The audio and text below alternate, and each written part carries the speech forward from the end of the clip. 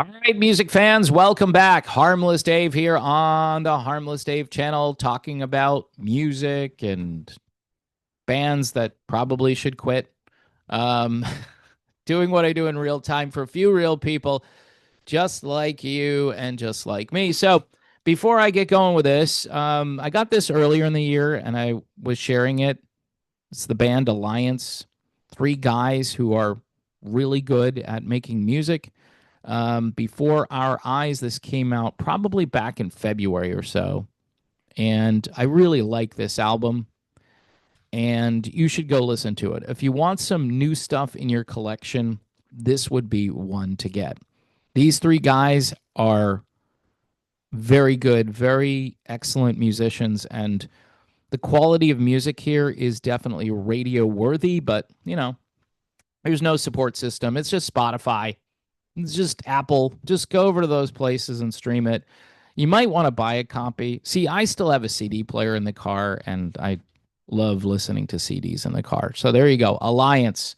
All right. Speaking of alliances, well, actually, no, there aren't many alliances in the band Journey.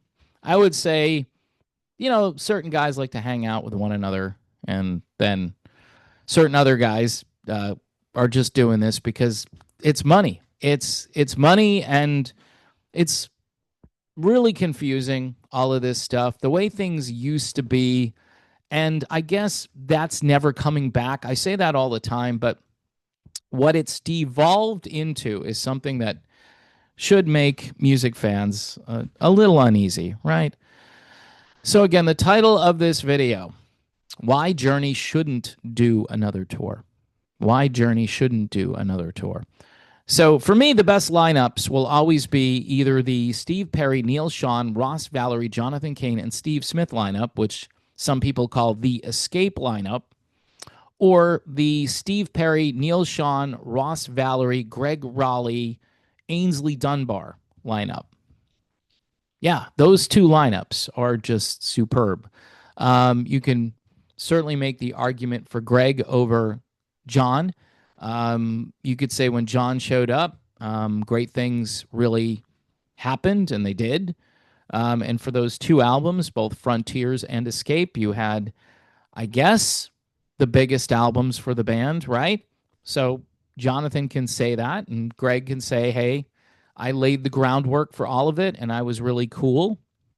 My vocals contrasting with Steve Perry, and Greg had a distinctive sound vocally, which I think made him very interesting. And in the early days, Greg was the singer. So anyway, you can make the argument for either one of those lineups. Why am I talking about that? Because today, this band, I'm talking about the year 2025, right?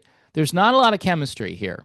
There's just not a lot of chemistry, and this has been a thing now for many years. I remember Neil Sean even complaining about the chemistry. He would post pictures of himself back when he had the afro, if you remember that, and was talking about how the band had so much chemistry back then, and it was off the hook, and yada yada. And they do put on a good show still, in some ways, in some instances, but people can sense this is mostly a money grab at this point. The band is not recording anything new, from what I understand. Maybe that'll change. Even if they did, and we found that out during Freedom, which is their latest album, there's really no support system to help them get exposure other than social media. And the band tends to use the social media to generate publicity, but that is typically not the kind of publicity you want to have long term. In that sense, this band is no longer relevant. Now, you may say, well, culturally, because of certain songs like Separate Ways and Don't Stop Believin' and Open Arms, there are a few songs that are just embedded into the consciousness of people listening to the radio and listening to music in general. You could say, hey, culturally speaking, they're still relevant. But is that is that enough of a reason to go on tour again? It's more about nostalgia. It's not about anything new that they're up to. Um, and if your best selves are like 45 years ago, a lot of people are just going to be like, okay, I've already seen this. I've already done this. I kind of feel that way. I was really fortunate to see this band in 1981. Okay, a lot of people weren't alive in 1981. I was old enough to go to a Journey concert, and probably in my top 5 concerts of all time. I mean, how do you top Steve Perry on the Escape tour? I just it's hard to top that, right? So anyway, the band is currently creating new memories for fans, though, and those new memories are canceling out the good ones from the past when these guys were in their prime. The old drama compared to the new drama. What was the old drama in Journey back in the day? It was mostly centered around Steve Perry, and his personal life and his opinions on things. And maybe there was a little tension between him and the other guys. Wasn't as bad as the tension between Neil and John today. It's a completely different issue. I think Steve did what he wanted to do.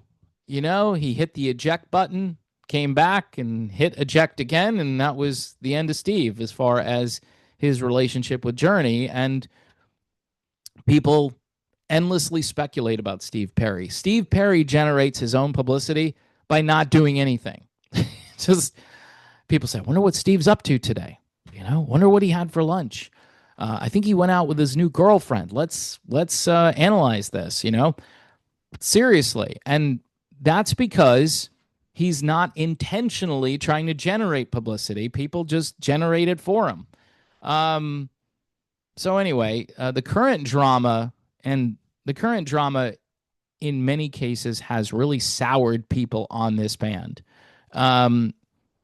Money, politics, even religion has become an undercurrent for the current publicity. And people are just like, no, I get enough politics on social media all day long, and I don't like religion. I don't want to hear about religion. I get this because I talk about Jesus toward the end of the video, that whatever video I'm doing. And people are like, you'd be so much better if you'd stop talking about Jesus. Now, other people will go out and buy me a coffee because I do talk about Jesus. So people typically don't buy me a coffee for not talking about Jesus. Thanks today for not mentioning him. Okay, I bought you a coffee, and maybe someone will do it just out of, I don't want to say out of spite, but just to show me that, hey, I'm willing to buy you a coffee. I've already mentioned Jesus, so it won't happen for this video. Anyway, a lot of people in general would rather have music and not politics. They would rather have music and not religion. And they can sense too when the band is just kind of mailing it in because they can sell out a big stadium. That's unfortunate, but that's true. And for 8 years now, this has been the undercurrent, the drama, the politics, the money, all that stuff, which feeds this band's social media. It's a nice strategy, like I've been saying for many years now. It's a nice strategy to stay in the spotlight, but the collateral damage is beginning to outweigh any of the publicity the band gets from this. And so people are like, I'm done. I've had enough of this. I've seen the band. I don't need to do this again. Now, there's this other issue, which is starting to be a factor because there's one particular channel here on YouTube that does a nice job analyzing vocals, and they basically put it on a spectrometer. No, I'm just making that term up. I don't even know what it's called. But they'll analyze it, and they can tell whether it's auto-tuned, whether it's a natural vocal, whether maybe it comes in via computer. You can generate sounds very easily. It's almost too easy. Now you've got AI, and you can program the AI, hey, augment here. Hey, fix over here. Hey, if it's pitchy over here, make it less pitchy or make it perfect pitch. And that's what this stuff does. And so you've got auto-tune vocals, you've got piped in vocal parts, and you've got other show enhancements. All of this, for some of us, is a hard pill to swallow because we're paying high ticket prices. And then we're prodded into these large stadiums like cattle just to be thumped by a loud PA that has no EQ. Feels like you're being hit in the stomach over and over again. You know, I talk about like matinee performances or trying to ease the burden on the concert going fan who has been to a few concerts in his lifetime and who may not be a spring chicken. Steve Perry says that about himself. He says, Uncle Steve is not a spring chicken anymore. Uncle Dave is also not a spring chicken. So, yeah, if you are going to get me to go to a concert, it's got to be worth me going, number one. It's got to be comfortable, number two. And it should sound better than it does. That's why when you get in your car and put on a CD, you're like, okay, this sounds really good. But you go to a large stadium and you're like, this doesn't really sound very good. Now, there are exceptions to that. You could say, yeah, the band sounded good. However, the presentation, the way the music bounces around in these old barns, some of them are newer barns, but most of them are pretty old and the acoustics kind of suck. But that's what you're paying for. And people are duped because, look, I get to see Neil Schon in person from a quarter mile away in most cases. Unless you're right up front and you've paid like $1,000 for your tickets, and good for you if you have that kind of disposable income. I guess you could see what's happening on stage and you can report back whether it was live or if it was Memorex. Some people don't even know that reference, by the way. Anyway, in summary, folks, if you haven't seen Journey yet, a band that's been around for a half century, that's kind of on you, okay? Unless you were born like 5 years ago and you're a toddler and you're running around saying, I need to see Journey, Mom, or Grandpa would be more appropriate, right? This industry is not willing to recalibrate. They'd rather recycle.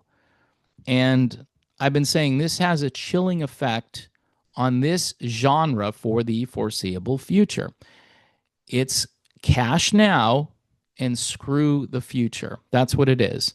The promoters are all banking on keeping these brands, because that's what they are. Keep the brand alive, man. Even though the whole thing has been a slow and steady bait and switch. I mean, look at Foreigner, right? Foreigner, very optimistic about the future. Any original members? No, but Lou Gramm is going to show up and do a few gigs, right? Sing a few songs. So that'll placate the fans that are upset that there are no original members. Do they sound good as a band with no original members? Yeah, they sound pretty good. But that's what I'm talking about. They've slowly gotten you away. Okay, Mick Jones, he's not in the band anymore. You know, with Journey, they obviously got rid of Steve Smith and Ross Valerie because of that whole hostile takeover thing. They had to be, I guess, bought out or whatever happened to them. But the bottom line is they're not in the band anymore. You know, the only guy left, really, who was there at the very beginning is Neil Schon, and Jonathan Cain obviously adds credibility to it. So one of those two, and again, John is probably going to quit before Neil does, unless there's some kind of power struggle there at the end where nobody is willing to quit. They're just going to hold on because they don't want the other guy to get the brand.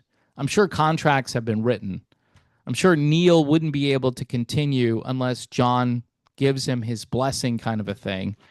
Or maybe Neil can continue, but John's going to get like another 30% stake in all the revenue or something, just like the Steve Perry thing.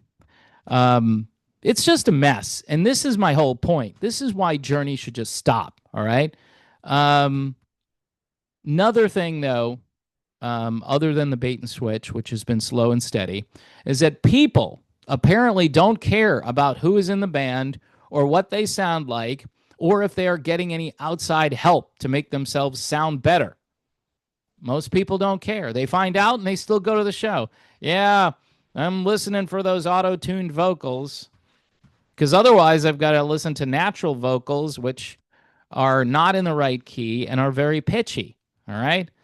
And go and try to hit those high notes. I mean, the note in separate ways, that's the test. And if that sounds bad, you know, the rest of the night, depending on when you hear that song in the set, the rest of the night is not going to go well. Or if it sounds pitch perfect, you're thinking, okay, it's probably auto tune. So I paid $150 for this ticket and it's an auto tuned concert. And you're thinking, what a fool I am. I can drive down to the blues bar down the street and hear guys playing for real, singing for real. And no, it's not this polished stadium thing, but it's authentic. And I'll take authentic all the time over fakery. All right. So, anyway, Journey would be better off retiring, just putting this to bed. The only other thing you can do is put out a completely brand new band, brand new from the ground up. Find a guy who sounds like Steve Perry. Difficult, right? But really focus on that. And you could maybe revitalize this brand, but just get younger people in. Again, this is like bringing in the new orchestra, right? The old orchestra, they need to retire. We're going to play the music of Journey. Everybody gets credit, you know, but we've got a completely new band doing this stuff. And a lot of people are going to be ticked off, but if you want to put out a good product and you want people to enjoy it and not be second guessing whether it's fake or real, then you find people who can actually sing and who can play these parts and do them well. I think that's the future anyway. And I think that's why toward the end here, I was talking about the brand and how the promoters want that brand so they can sell it to everybody and put it on the marquee and say, look who's coming, you know, Ticketmaster. Get your tickets, going on sale in 2 days. And they have the logo. Everybody's got a logo. And so that stuff is going to be so important for the future, just so people can continue to hear this music. All right. So I'm done with this tedious video. Here's the band Alliance. Check them out, Before Our Eyes. Melodic rock for the year 2025. And nobody's playing it, but you can listen to it yourself. Go over to Spotify. Also, folks, if you want to promote this channel, please do that for me. Tell other people about it. And also, if you want to help the channel, buy me a coffee, Patreon, YouTube memberships, and PJ Rock Super Chats. Thanks for watching. God bless. Remember, folks, I say this at the end of the video. If you've stayed this long, you have to put up with this. Jesus loves you, even if you're a curmudgeon, okay? He still loves you, all right? Even if you've messed up your life, those are the people that Jesus sought after in the Bible. You can read about it. He didn't like hanging around the Pharisees. He hung out with sinners, and people always questioned and asked, why do you hang with sinners? And he says, well, it's these people who need me. It's not the so-called healthy people who weren't actually really healthy. They were just fooling themselves into thinking that they were healthy. Anyway, I'm done, really, all done.